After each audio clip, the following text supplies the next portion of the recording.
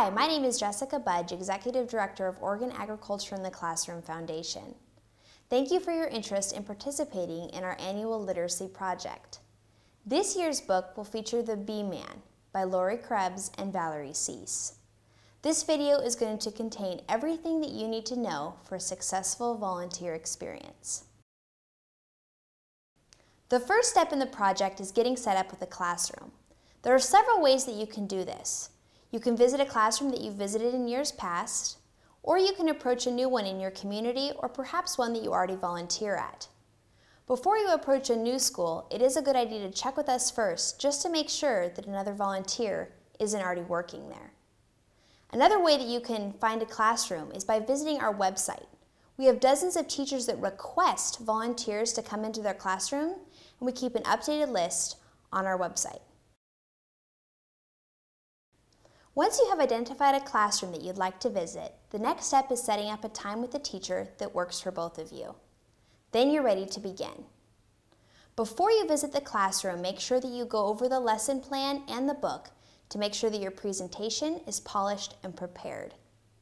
You might also want to check with the teacher to see if there are any special accommodations that you need to be aware of. Also, be sure to make sure that the whiteboard, chalkboard, or smartboard in the classroom is available for use if you'd like it. When you arrive in the classroom, the teacher will likely have an area that he or she will want you. A lot of times this is at a carpet area where the students are accustomed to listening to a story being read. But some teachers might prefer that the students remain in their desks. Work with what works best with the teacher, as this is what the students are used to. Then you're ready to begin. At this point, introduce yourself and your connection to agriculture. You can bring in photos or crops, examples of equipment that you have on your farm or animals. The students will want to know what you do and be interested in what your connection to agriculture is. The next step is defining agriculture. In the directions, we go through the 6 F's of agriculture to help students fully grasp that agriculture is all around us and it is everything that we do. Then you're ready to begin the reading. Make sure that you take this book very slow, as it is a fast read. It also has a rhyming pattern, so you'll want students to be able to pick up on the rhyming scheme.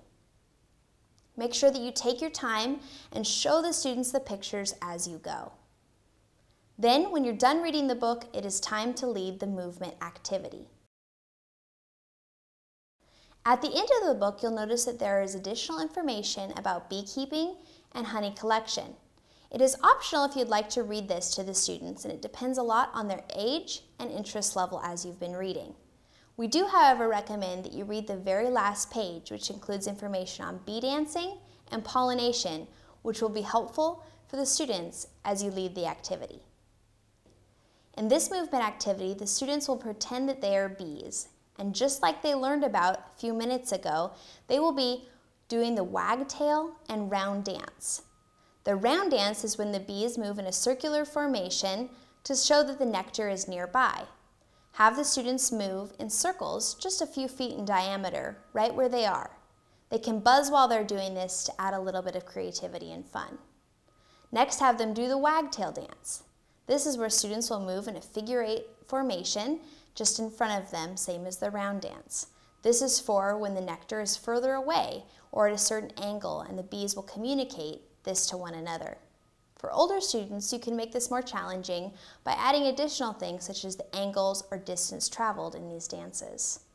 This will help the students to get up and get their wiggles out before they start the activity.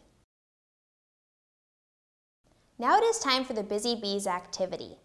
Before you begin the activity, make sure that you summarize the book with the students, emphasizing the pollination that you read at the end.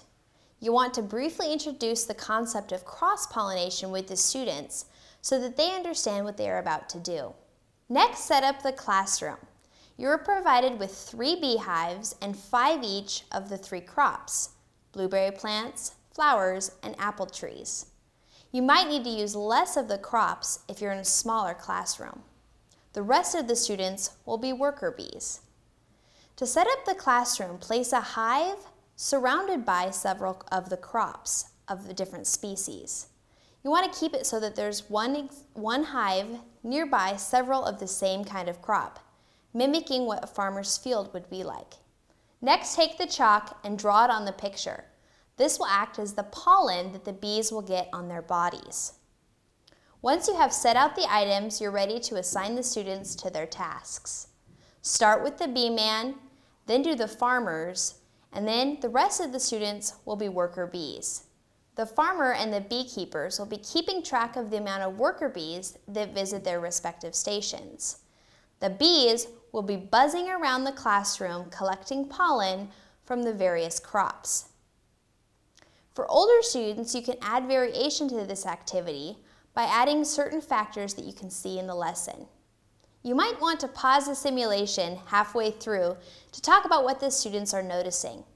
There's some discussion leading questions in the lesson plan that we provide that will help you get the conversation started.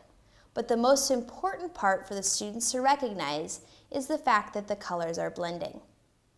After several minutes of this, or after time runs out, have the students return to their seats. At this point, you can talk a little bit more about what exactly happened during the simulation. Again, questions are provided in the lesson plan for you to ask the students. A great question to lead out with is the question about what other kinds of crops do the students think that bees pollinate. This will lead perfectly into the passing out of the bookmarks, which have a variety of Oregon crops that are pollinated by bees.